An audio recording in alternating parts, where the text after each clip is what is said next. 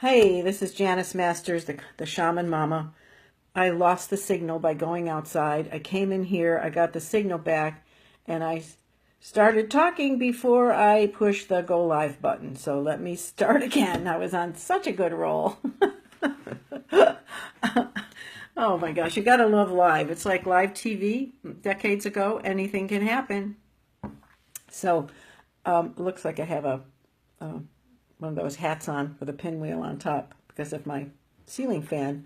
So what we're talking about today is how to keep your vibration high in challenging times. And these are definitely challenging times. We've got a couple of eclipses going on this month. We had one Monday, full moon and lunar eclipse. We've got another eclipse coming up on the 21st of this month, which will be a full solar eclipse. And that full eclipse will be visible from South Carolina all the way in a wide swath to the Pacific Northwest. If you live outside of that band, you'll see less of an eclipse, but even if you don't see it, the energy is already quite strong. So we've got that going on. Other things that can affect us are relationships. Lots of people are experiencing relationship glitches, and some are of a kind that you can sort of shrug off and things go back to normal, and others are of a kind that you may ruminate and obsess about. I'm going to send you later in this broadcast to my business page where I've posted a brilliant article by Jeff Brown that talks about relationships. Susan, thank you for coming back. Hey, Joan, thank you for coming back too. I lost the signal as soon as I went outside, so I had to come back in. So we're talking about, how to keep our vibration high during challenging times. I've mentioned the eclipses that are happening this month, and then we've got relationships and, the stress that can arise from relationship challenges can run the gamut from just shrug it off or this really is painful and what are we going to do about it. We could be stressed by money. We could have our vibration dampened by not enough money.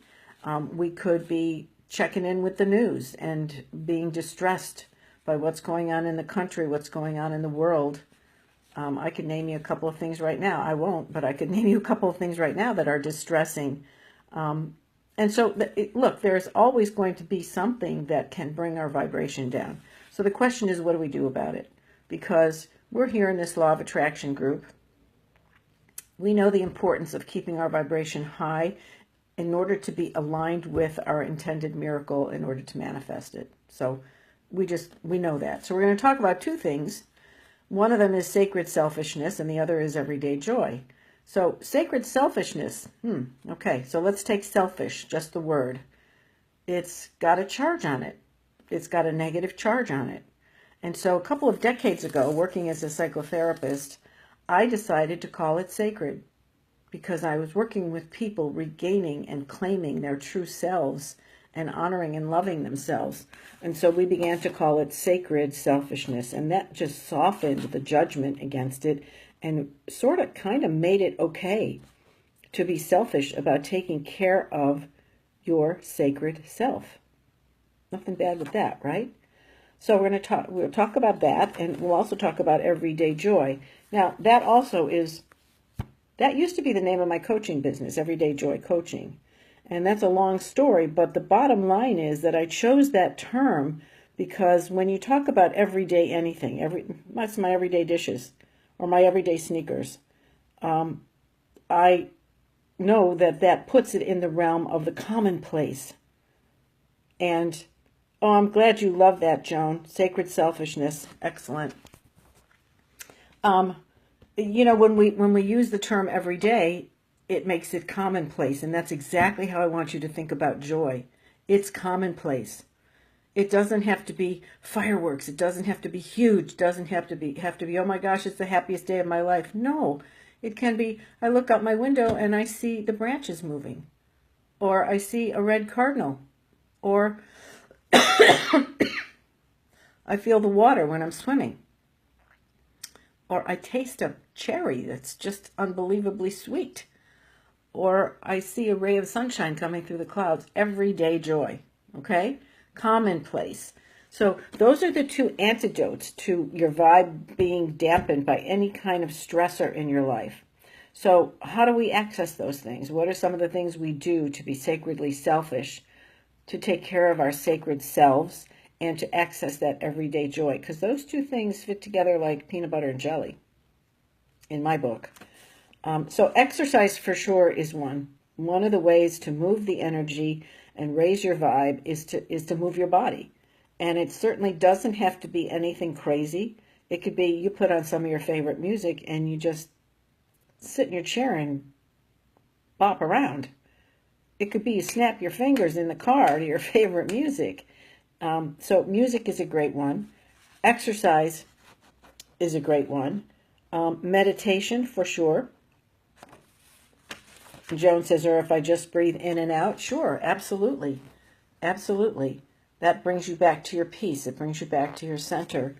So meditation could be for a minute, could be a breathing meditation, could be a walking meditation, could be transcendental meditation like I've done for 45 years. It could be creative visualization meditation, all kinds of things. One of my favorites when I really have stuff that's weighing me down and there's like, seems like there's like a bunch of it, is to imagine a hot air balloon tethered in my front yard, and I am able to take everything that's weighing on me and put it into the basket of that hot air balloon, and then I release the tethers and I watch the balloon lift off and float away until I can't even see it anymore. And I know that whenever I want to, I can go back to those things that were weighing on me, but right now, Calgon, take me away. All those things float away in the hot air balloon. Massage is another good one.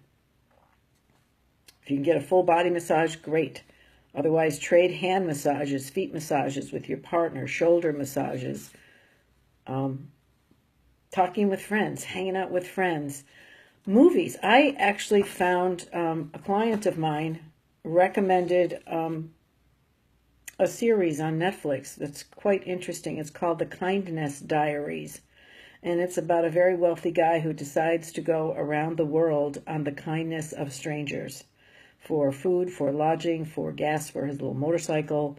It's really wonderful. So watching inspiring movies. I mentioned one a couple of weeks ago called The Miracle, which is a Turkish film, also on Netflix. Oh, sorry, I moved the camera too close. So, you know, there's some wonderful films. Reading fiction. I'm reading some fiction right now that's light and interesting and really does what wonderful fiction does, which is to take you away and to uplift your vibration. And laughter. And bottom line, do all of these things for one reason, because you want to feel good. Abraham tells us repeatedly, there is nothing more important than that you feel good. So without feeling good, miracles are going to have a hard time manifesting. Without feeling good, it means we're going to have a hard time letting everyday joy in. I mentioned to Joan this morning in private message that there's a book that I like, and I love the title of it, Happy for No Reason. Hi, Palma. Thank you. I'm glad you're here. Oh, and look at you. You've got the Batman logo back. Excellent. I know that probably makes you feel so good. That's a perfect example of raising your vibe with images. So there's another way to do it, you know. That's why we have art hanging in our homes, because hopefully to look at it makes us feel good. The purpose of art, the purpose of music, really the purpose of dance, the purpose of so many creative endeavors of human beings is to put us in touch with our heart and soul, and that makes us feel better. It makes us feel lighter. So, oh yeah, plants too. Excellent. That's why, you know, you weren't here, but I wanted to do this Facebook Live out on the swing, the front swing this morning, but I got out there and the signal got dropped. But I wanted to do it precisely because we're in among all the living things, the trees, the plants, the grass, the birds, the wind. But we'll figure that out. I think next time if I have my Wi-Fi turned on, it might work. So do you have any questions about this? I mean, we're basically talking about that we have an obligation to ourselves. That's part of the sacred selfishness, the sacred self-care.